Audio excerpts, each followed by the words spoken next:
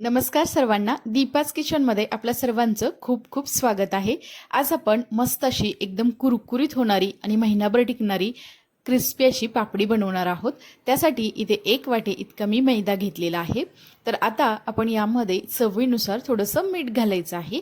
त्यानंतर इथे मी 1 चमचा इतकी कलोंजी सुद्धा घालणार आहे, त्यामुळे पापडी अगदी खमंग आणि एकदम चविष्ट बनली जाते।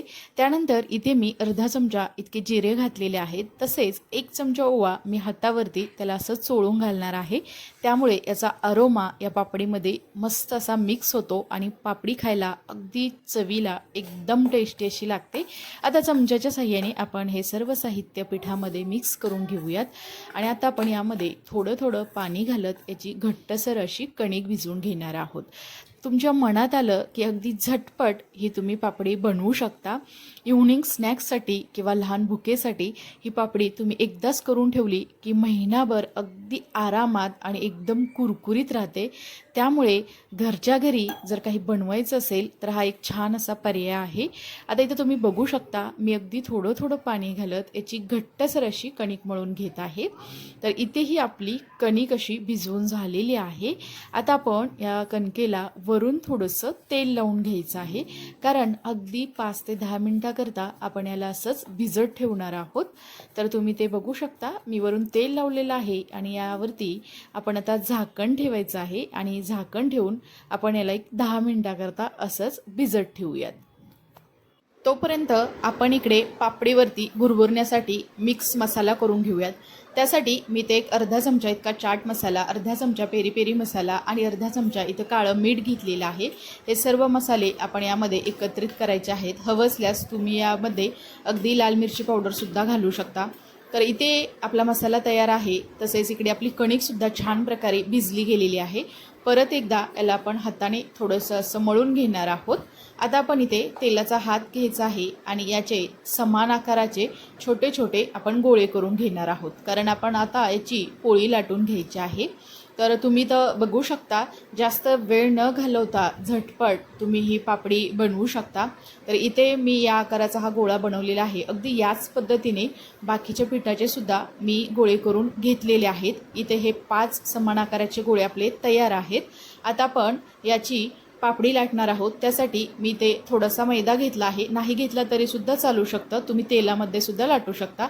परंतु मी हा गोळा एकदाच मैद्यामध्ये थोडासा घोळून घेणार आहे आणि त्यानंतर याला मैदा किंवा पीठ भरून लावायची गरज नाही, तो अगदी व्यवस्थित असा लाटला जातो।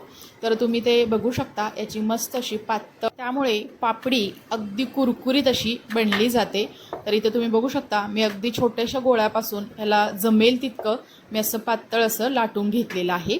आता आपण एक फोर्कचा चमचा घ्यायचा आहे आणि फोर्कच्या चमच्याने यावरती थोडेसे आपण असं त्याला टोचून घेऊयात, त्यामुळे ही जी पापडी आहे ती फुगणार नाही किंवा ती अगदी क्रिस्पी अशी बनली जाते। तर तुम्ही तर बघू शकता, तर हे फुगू नये यासाठी असे थोडेसे फोर्कने आपण याला टोचून घेतलेलं आहे। त्यानंतर एका सुरीच्या साहाय्याने आपण ही पापडी अशी कट करून घेणार आहोत। हव्या त्या आकारामध्ये तुम्ही याला कट करून घेऊ शकता।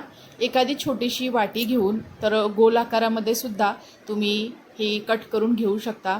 या आकारामध्ये मी ही पापडी कट करून घेतलेली आहे। आता आपण एका दुसऱ्या डिशमध्ये याला काढून घेऊयात। इथं ही आपली पापडी पूर्ण मी अशी एका डिशमध्ये काढून घेतलेली आहे। तसेच इकडे मी गॅसवरती कढईमध्ये तेलसुद्धा गरम करायला ठेवलेलं आहे।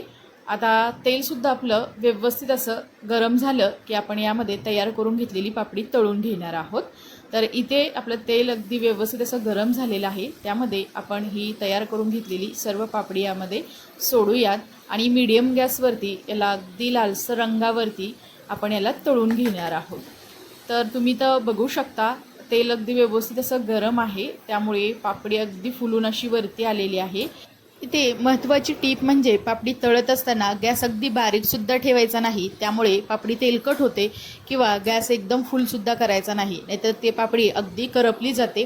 तर मीडियम गॅसवरती आपण ही पापडी तळून घेणार आहोत।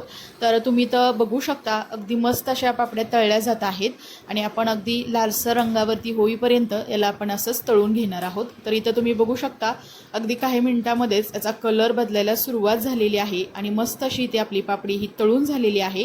तुम्ही तर बघू शकता, याचा आवाजसुद्धा ऐकू शकता। अगदी क्रिस्पी अशी ही पापडी झालेली आहे। पापडी थोडीशी गरम गरम असतानाच आपण यावरती जे मसाले असे मिक्स करून घेतलेले आहेत, ते थोडेसे मसाले आपण कोट करायचे आहेत आणि यामध्ये मिक्स करायचे आहेत। त्यामुळे अगदी चटपटीत अशी ही पापडी बनली जाते। जर मुलांना तिखट अजिबात आवडत नसेल तर तुम्ही फक्त यावरती चाट मसाला घालू शकता, परंतु कणकेमध्ये थोडंसं मीठ कमी घाला, त्यामुळे मीठ अगदी बॅलन्स होतं।